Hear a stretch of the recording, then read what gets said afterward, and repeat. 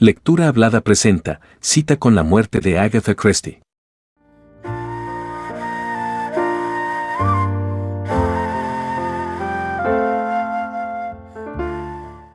¿1?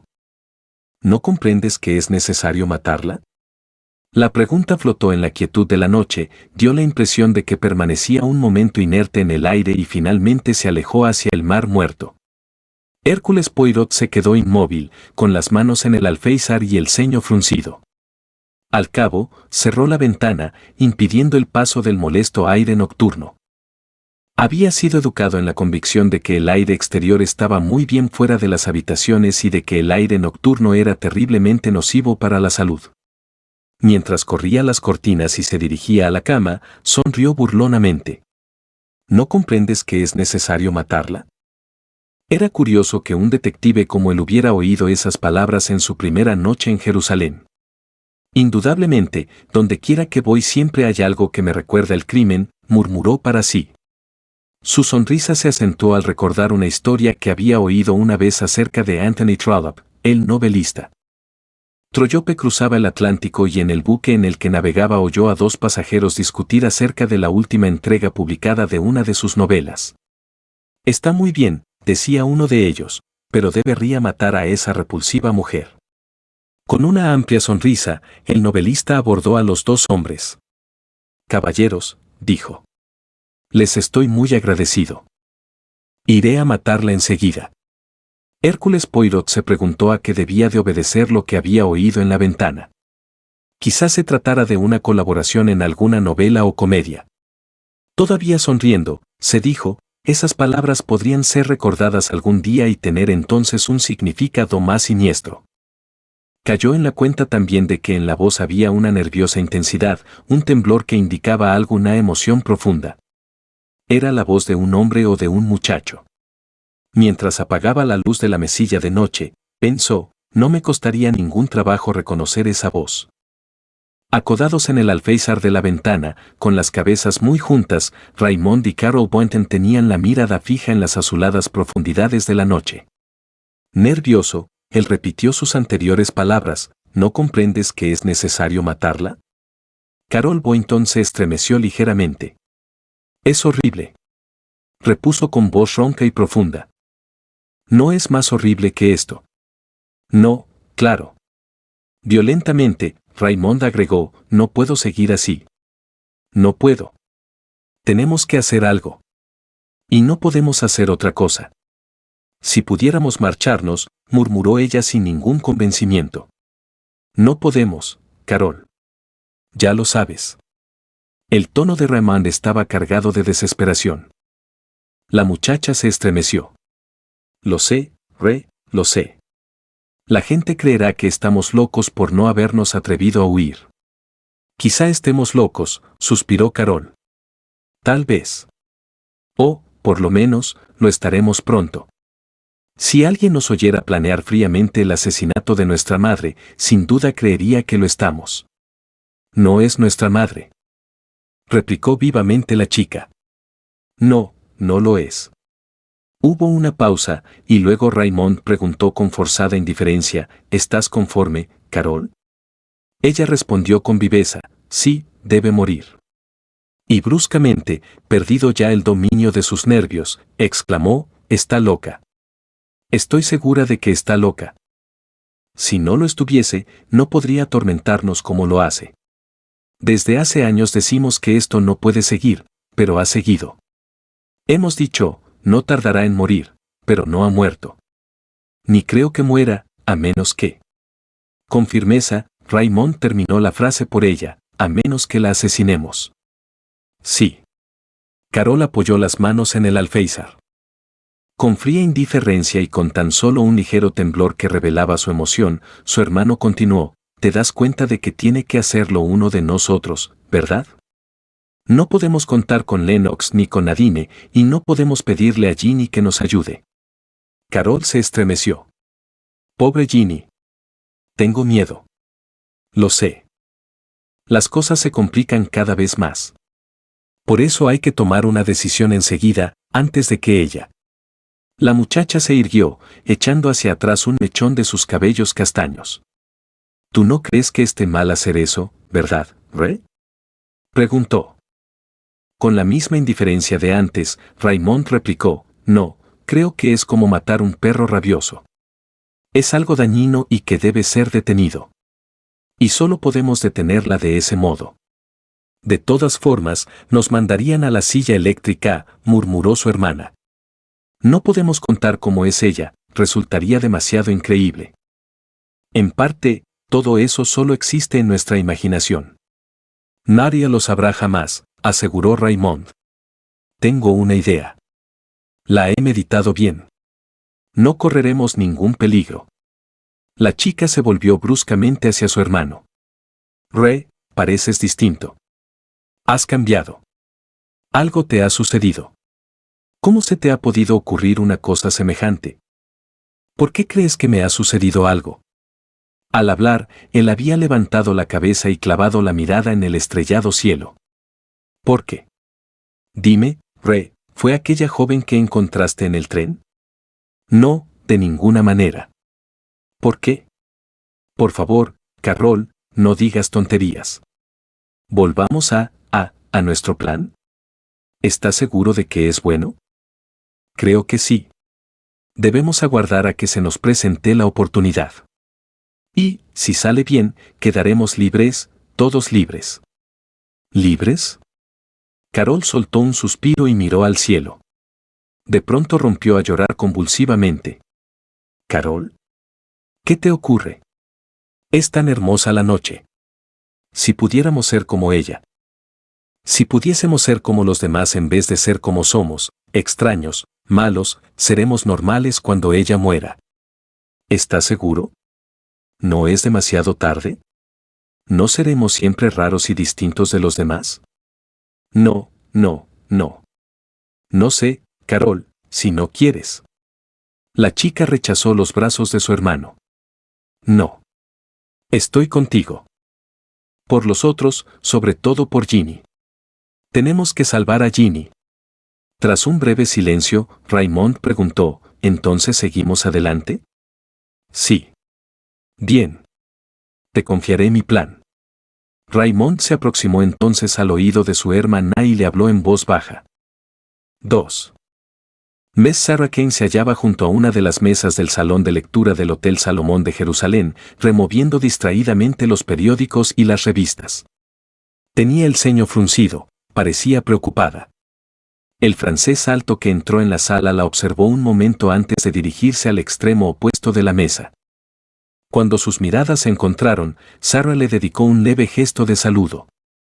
Recordaba que ese hombre la había ayudado durante el viaje desde El Cairo y había llevado una de sus maletas cuando no encontraron ningún mozo de estación. ¿Le gusta Jerusalén?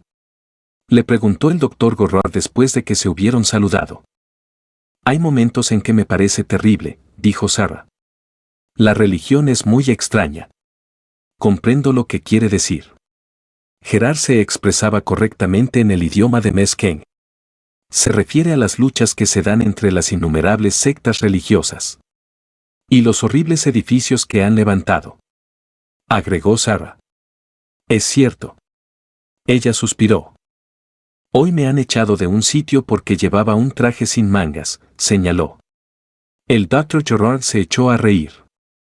Luego dijo, iba a tomar café. ¿Quiere acompañarme, Miss? Me llamo Sarah Kane. ¿Y yo? Con su permiso. Sacó una tarjeta. Al leerla, Sarah abrió unos ojos como platos. ¿El Dr. Theodore Gerard? ¡Qué emocionante! He leído todos sus libros. Sus escritos sobre esquizofrenia son muy interesantes. ¿De veras? Preguntó él enarcando las cejas. Acabo de licenciarme en medicina, explicó Sarah. Gerard pidió que le sirvieran café y ambos se acomodaron en un extremo del comedor. El francés se sentía menos interesado por los progresos médicos de la joven que por sus negros cabellos, su hermosa boca y su bello rostro. Le divertía la admiración con que Sarah lo observaba. ¿Piensa permanecer mucho tiempo aquí? Le preguntó. Unos días. Luego quiero ir a Petra. Caramba. También yo pensaba ir. Pero no sé si podré. He de estar de vuelta en París el día 14. Creo que se tarda una semana. 2 días para ir, 2 para estar allí y otros 2 para volver. Luego iré a la agencia de viajes a ver lo que puede hacerse. Un grupo de personas entraron en ese instante en el comedor y se sentaron a poca distancia de ellos. Sarah los observó y bajó la voz. ¿Se ha fijado en esos que acaban de entrar? ¿No recuerda haberlos visto la otra noche en el tren? Sally y Ron de El Cairo al mismo tiempo que nosotros. El doctor Gerard se ajustó el monóculo y dirigió la mirada hacia los recién llegados. ¿De Estados Unidos? Ella asintió. Sí, una familia norteamericana. Pero muy curiosa, según parece. ¿En qué sentido? Fíjese en ellos con detenimiento. Sobre todo, en la vieja. Gerard obedeció. Su aguda mirada recorrió velozmente todos los rostros. Observó, ante todo, a un hombre alto, de rostro enjuto, de unos 30 años. Sus facciones eran agradables, pero revelaban debilidad. Había también 2 atractivos jóvenes. El muchacho tenía un perfil casi griego. Algo le ocurre, pensó. Sí, es evidente que está tenso. La chica debía de ser su hermana, pues el parecido entre ellos era muy grande y también estaba nerviosa. Había otra muchacha, joven, de cabellos cobrizos que ceñían su cabeza como un halo. Sus manos, inquietas, estaban destrozando el pañuelo que sujetaba en el regazo. Otra de las mujeres que conformaban el grupo era también joven, de cabello negro y rostro apacible, y no mostraba la más mínima tensión nerviosa. Recordaba a una Madonna de Luini. Y en el centro de todos. Cielos. Pensó el doctor con ingenua y francesa repugnancia. ¡Qué mujer más horrible! Vieja, arrugada, sentada con la inmovilidad de un antiguo y desfigurado Buda, o como una araña en medio de su tela. La mamá no es muy guapa, ¿eh? Le dijo a Sarah, encogiéndose de hombros. Hay algo siniestro en ella, ¿no cree? Gerard volvió a examinarla. Esta vez su mirada fue profesional, no estética. Padece del corazón, murmuró. Sí, aprobó Sarah, pero hay algo extraño en su actitud, ¿no le parece? ¿Sabe usted quiénes son? Se llaman Boynton. La madre, un hijo casado, su mujer, otro hijo más joven y 2 hijas menores. La familia Boynton recorre el mundo entero, sonrió el doctor. Sí, pero hay algo muy extraño en la manera que tienen de hacerlo. Nunca hablan con nadie. Y ninguno de ellos puede hacer nada sin el consentimiento de la madre. Es una matriarca, murmuró el pensativo. Yo creo que es una completa tirana, repuso Sarah. El doctor se encogió de hombros y señaló que el dominio que ejercía la mujer estadounidense era reconocido en todo el mundo. Pero hay algo más, insistió Sarah. Los tiene a todos en un puño. No hay derecho. Para una mujer es malo ser demasiado poderosa, declaró Gerard. Luego sacudió la cabeza y agregó, a las mujeres les resulta difícil no abusar de su poder. Miró a Sarah y la descubrió observando a la familia Boynton, o, mejor dicho, a un miembro en concreto de dicha familia. El doctor sonrió con comprensión muy francesa. Ah. ¿Era eso? Y, de modo insinuador, murmuró, ha hablado con ellos, ¿verdad? Sí. ¿Con uno de ellos? ¿Con el hijo más joven? Sí, en el tren, viniendo de Cantara. Estaba en el pasillo. Le hablé. ¿Qué le impulsó a hacerlo? Preguntó Gerard. Sarah se encogió de hombros. ¿Y por qué no debería haberlo hecho? Suelo hablar con los compañeros de viaje. Me interesan la gente, sus acciones y sus sentimientos. ¿Los examina bajo el microscopio? Algo por el estilo, sonrió la joven. ¿Y qué impresión ha sacado de este caso? Pues, vaciló. Fue muy extraño, el joven enrojeció hasta la raíz del pelo. ¿Y eso es especialmente relevante? Preguntó Gerard con sequedad. Sara se echó a reír. ¿Piensa que imaginó que yo era una desvergonzada que me insinuaba? No, no creo que fuera eso. Los hombres saben discernir, ¿no es cierto? Y miró con franca interrogación al doctor Gerard, que asintió con la cabeza. Tengo la impresión de que el chico se sentía emocionado y a la vez inquieto, explicó Sara. Enormemente emocionado y, al mismo tiempo, absolutamente inquieto. Es raro, pues siempre he visto que los estadounidenses están muy seguros de sí mismos. Un estadounidense de 20 años sabe mucho más del mundo que un muchacho inglés de la misma edad. Ese joven debe de tener unos 20 años. Yo diría que tiene 23 o 24. ¿Tantos? Creo que sí. Quizá tenga razón. Sin embargo, me parece muy joven, no se ha desarrollado mentalmente. La infantilidad persiste en él. Entonces tengo razón al creer que hay algo anormal. El doctor Gerard se encogió de hombros con una sonrisa. Señorita, dijo, ¿quién de nosotros es enteramente normal? Pero, en este caso, creo que existe una base neurótica. Severamente relacionada con esa horrible mujer. Parece sentir una gran antipatía por ella, comentó Gerard, mirando con curiosidad a la joven. Sí, la siento. Tiene una mirada malévola. Eso les ocurre a muchas madres con hijos casaderos, murmuró el doctor. Sobre todo cuando esos ajos se sienten atraídos por chicas muy guapas. Sara se encogió de hombros con impaciencia mientras se decía que los franceses eran todos iguales. Estaban terriblemente obsesionados con el sexo. Aunque ella, psicóloga concienzuda, reconocía la presencia del sexo en la mayoría de los problemas. Sus reflexiones fueron interrumpidas por Raymond Boynton. El muchacho se había levantado y se había acercado a la mesa donde estaban las revistas. Eligió una de ellas y, al pasar junto a la mesa de Sara, ésta le preguntó, ¿ha visitado la población? Pronunció las palabras sin elegirlas, preocupada solo por cómo serían recibidas. Raymond se detuvo, enrojeció, vaciló como un caballo nervioso y luego su mirada se dirigió inquieta a la mesa de su familia. Oh. Sí, claro, sí, murmuró. Luego, como si hubiera recibido una espolada, regresó junto a su familia, llevándose la revista. Su anciana madre tendió una gruesa mano hacia la revista, pero al cogerla su mirada, como observó el doctor Gerard, estaba fija en el rostro del joven. Soltó un gruñido, pero no dio las gracias. El doctor notó que luego miraba duramente a Sara. Sin embargo, su rostro estaba impasible. Nadie podría haber dicho lo que pasaba por la mente de la mujer. Sara consultó entonces su reloj. Es más tarde de lo que imaginaba, exclamó poniéndose en pie. Muchas gracias, doctor Gerard, por el café. Tengo que escribir unas cartas.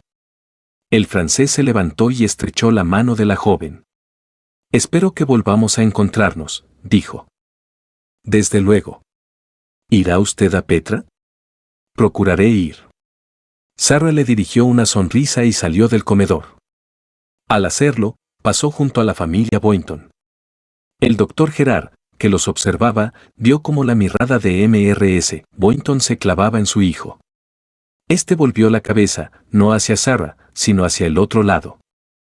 Sara Kane se percató del movimiento, y era lo bastante joven como para sentirse molesta por ello. Tan amigablemente que habían hablado en el tren. Habían estado charlando sobre Egipto, riéndose del ridículo modo de hablar de los vendedores callejeros. Sara le había contado que, al ser abordada groseramente por un camellero que le preguntó si era inglesa o estadounidense, ella le dio esta respuesta: no, soy china. Su regocijo fue notable al notar el desconcierto con que la miraba el hombre. El joven parecía ávido de amistad, y sin embargo ahora, sin ningún motivo, se comportaba casi con grosería. No volveré a preocuparme por él, decidió Sara.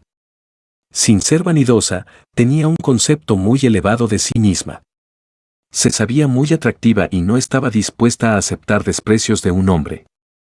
Quizás se hubiera mostrado demasiado amable con el chico. Pero si lo había hecho había sido porque, aunque no sabía el motivo, había sentido compasión de él.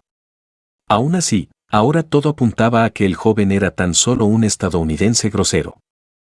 En vez de escribir las cartas que le habían servido de excusa para separarse del doctor, Sarah se sentó frente al tocador, peinó su hermosa cabellera y, mirándose al espejo, hizo un repaso de su vida. Había pasado por una difícil crisis sentimental. Un mes antes había roto su compromiso con un joven médico 4 años mayor que ella. Se habían querido mucho, pero sus caracteres eran demasiado parecidos, por lo que sus peleas eran continuas. Sarah era demasiado autócrata para admitir el dominio de su novio. Sin embargo, siempre había creído admirar la energía en el hombre y también creyó que deseaba ser dominada. Pero, al encontrar a un hombre capaz de imponerle su dominio, descubrió que no le era grato. Sufrió mucho al romper el compromiso, pero era lo bastante sensata para comprender que su mutua atracción no era una base suficiente para levantar sobre ella una felicidad eterna. Y se recetó a sí misma unas vacaciones en el extranjero que la ayudasen a olvidar. Los pensamientos de Sarah volvieron al presente. Me gustaría hablar con el doctor Gerard de su trabajo. Ha hecho cosas maravillosas. Si al menos me tomara en serio. Quizás iba a Petra. Luego pensó nuevamente en el curioso estadounidense. No le cabía duda alguna de que su extraño comportamiento se debía a la presencia de su familia. Aún así, no podía evitar sentir cierto desprecio por él. Era ridículo que un hombre se portara de esa forma. No obstante, una extraña sensación la asaltó. En todo aquello había algo raro. Y, en voz alta, declaró: ese chico necesita que lo salven. Yo lo ayudaré.